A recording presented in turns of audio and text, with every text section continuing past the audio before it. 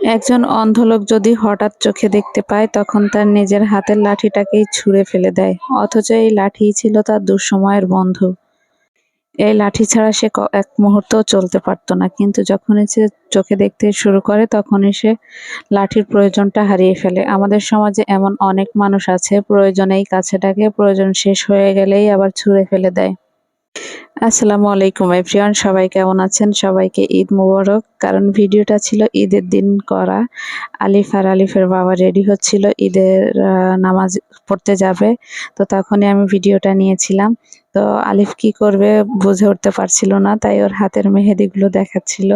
কারণ ও অনেক বছর পরে এবার ঈদে হাতে মেহেদি দিয়েছে। বাবা ছেলে দুইজনেই রেডি হচ্ছে, আতর নিল, পাঞ্জাবি পরিয়ে দিল দুইজন দুইজনকে। এদিকে আয়রা ঘুম থেকে উঠেই কিন্তু দোলনায় দোল খাওয়া শুরু করে দিয়েছে। বাড়ি আসলে কিন্তু খোলামেলা অনেক মজাই হয়, যদিও আমাদের বাসাও খোলামেলাই, তারপরে বাড়ি আসলে এইভাবে দোলনায় চড়ে দেরি করে ঘুম থেকে ওঠা। ঈদের দিন কিন্তু মানহা এসেছে, তো দুইজনে মিলে কিন্তু দোল দোল দুলনি ও গানে ভিডিও বানাচ্ছে।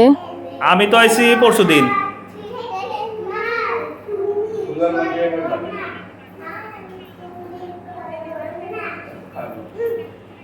এই ভিডিওটা দুইজনে মিলে পণ্ডিতি করে বারান্দায় গিয়ে বানাইয়াছে ওরা দুইজনে।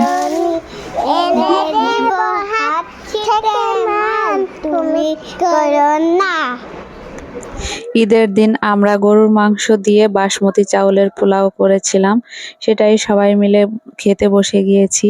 তো এটা ছিল আমার বোন, ওরা ঈদের দিন দুপুর পরেই চলে এসেছে। আলিফের বাবা, আমার শ্বশুর শাশুড়ি, তারপরে ছোট দেবরের বউ, সবাই কিন্তু আমরা একসাথে ঈদ করেছি এবার। তো সবাই খেতে বসে একটু ভিডিও, একটু ছবি তুলে নিয়েছি, কারণ এই ভিডিওগুলো আবার পাঠাতে হবে জাপান আমার মেজো দেবরের কাছে। কারণ ওরাও এগুলা দেখতে চায় কি খাচ্ছি না খাচ্ছি।